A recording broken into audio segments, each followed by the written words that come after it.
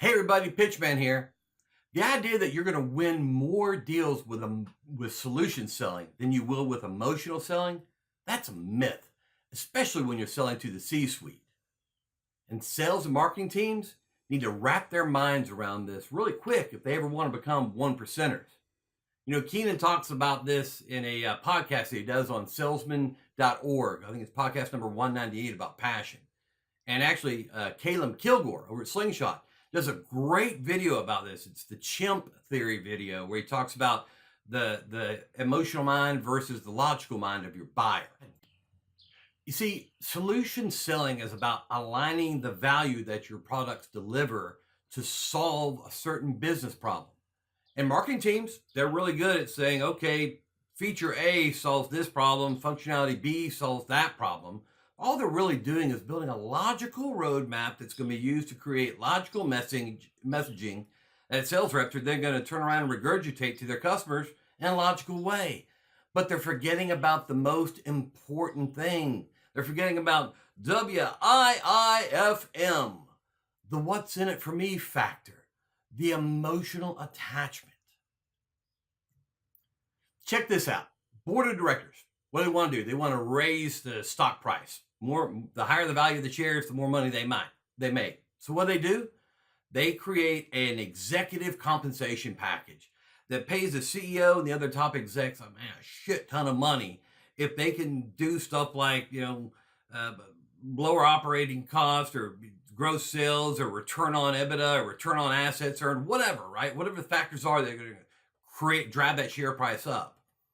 And then it's left up to the CEO and the other executives to figure out, okay, internally, what are the strategies and the activities and the metrics and the growth initiatives that we're going to deploy in order to do what? To get paid, to hit their number. Did you know that the average CIO's compensation, their at-risk compensation, rose from 58% to 68% in the past 2 years? That means if their total comp package is $1 million, then $680,000 of that is kind of like commission, right? At 100% of plan, if they achieve their objective, they're going to get $680,000 in commission. Wow. They make commission too. So now put on your salesman's hat for just a minute, right? It's just like if you have 100% at-risk commission potential, 100% of plan, right? If you have $100,000 you can make, as a salesperson, the things that you need to do to hit that number. So if you can just figure out a way how to show the CIO how leveraging your product will reduce operating costs and increase sales output and do this or whatever, if you can show them how to hit their number, you've just put $680,000 in their pocket or whatever the number is. You showed them how to hit their number. That's an emotional buying decision. C-level executives, they're humans just like you and me. It's all about self-preservation. So that means that they're subject to the same things that you and I are. Pride, greed, fear, envy, shame, right? All that stuff.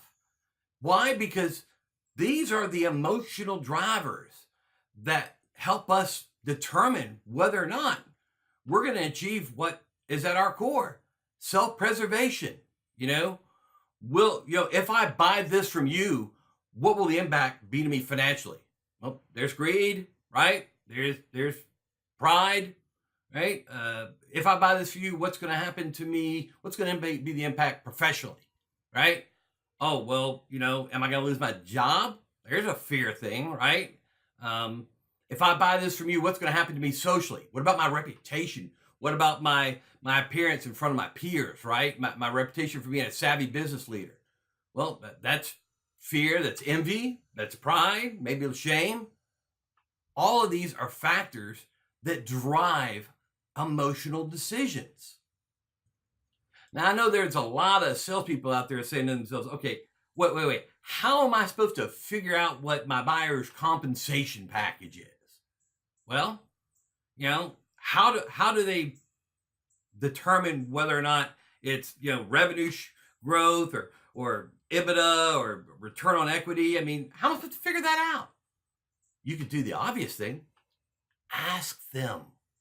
Hey, I guarantee you whatever answer that they give you, that's going to be the one that ties directly to their paycheck. And so you simply make sure your messaging that you're talking about says that if they pick, revenue growth, then your messaging better be talking about how your service or solution is going to drive revenue growth. And your marketing teams, what they can do? They could focus on messaging that directly ties to the buyer's emotional agenda, right? Not the logical one. That's what the 1%ers do. They figure out, they've realized that it's the emotional value that closes the sale, that wins the deal, not the logical one. That's expected. And they simply communicate the emotional value of the products and services to the buyer throughout the sales process. Well, that's my pitch. I know this is going to be a very opinionated topic. I want everybody to weigh in. If you agree, if you don't agree, I know you're going to tell me. Go ahead and hit me below. And until next time, remember everybody, when the pitch man speaks, your business grows.